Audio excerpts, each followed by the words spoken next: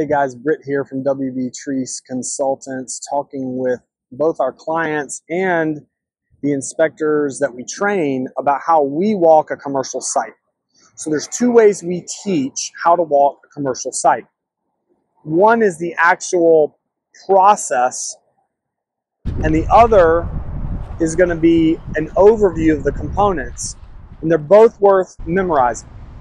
So the first is we walk the site wide, then we walk the site closer to the building, then we go up to the roof, then we go down to the MEPs, and further down into the interior.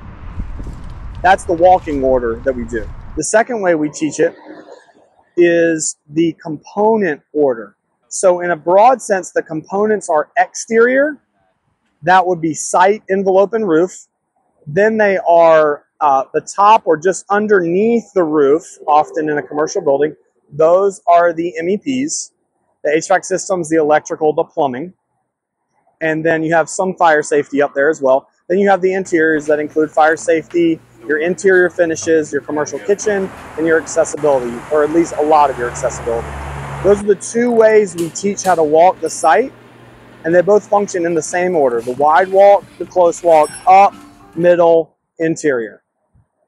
Check out more on WBTC3.com. Thanks again.